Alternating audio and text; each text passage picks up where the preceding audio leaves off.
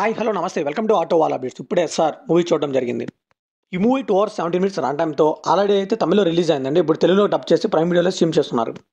ఈ మూవీ ఎలా ఉంది, ఈ వీకెండ్కి ట్రై చేయొచ్చా లేదా అని ఇన్ డెప్త్ రివ్యూలో మాట్లాడుకుందాం.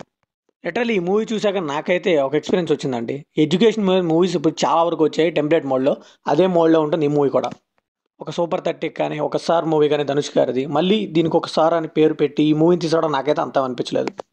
బట్ మూవీలో ఏమైనా ఎడ్యుకేషన్ గురించి డిస్కస్ చేశారంటే అది లేదు. ఫస్ట్ హాఫ్ అంతా కూడా లవ్ ట్రాక్ తీసుకెళ్లారు, సెకండ్ హాఫ్ అంతా కూడా విలేజ్ డ్రామా అని చూపించారు. ఇంకా క్లైమాక్స్ లేదు ఎడ్యుకేషన్ దొరికేసింది అన్న లెవెల్లో ఏదో మెసేజ్ లాగా ఇచ్చారు.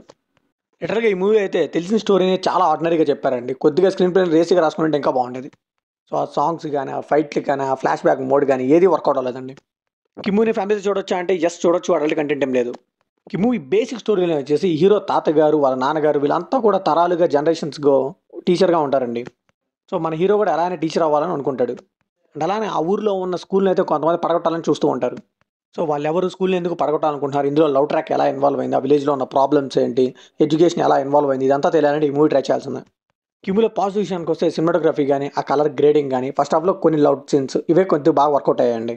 ఇంకా సినిమాలో ఫ్రెండ్స్ వచ్చే సీన్స్ కొద్దిగా వర్కౌట్ అయ్యాయండి. అండ్ పర్ఫార్మెన్స్ పరంగా చూసుకుంటే హీరో కానీ వాళ్ళ తండ్రి వీళ్ళిద్దరైతే రెక్కొట్టి పడేశారని చెప్పాలి. కిమీలో నెగిటివ్స్ విషయానికి వస్తే ఓల్డ్ టెంప్లెట్ ఫార్ములా అండి, ఎడ్యుకేషన్ విత్ మెసేజ్. సో దానైనా కొద్దిగా కొత్తగా చూపించారంటే చాలా ఆర్డినరీగా చూపించారు. సో లిటరల్లీ ఆ ఎడ్యుకేషన్ తప్పితే మిగతా పాయింట్లన్నీ కూడా టచ్ చేస్తూ అవన్నీ చూపిస్తుంటారు, ఎందుకు అర్థం కాలేదు.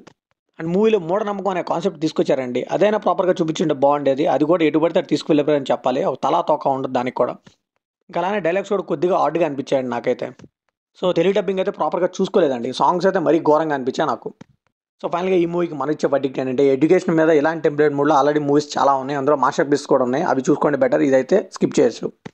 సో ఇది కంప్లీట్లీ నా ఒపీనియన్ మాత్రమే. మరి ఈ మూవీ మీకు ఎలా అనిపిస్తుంది కామెంట్లో షేర్ చేసుకోండి, లైక్ చేయండి, షేర్ చేయండి, బిల్ ముందు సబ్స్క్రైబ్ చేసుకోండి.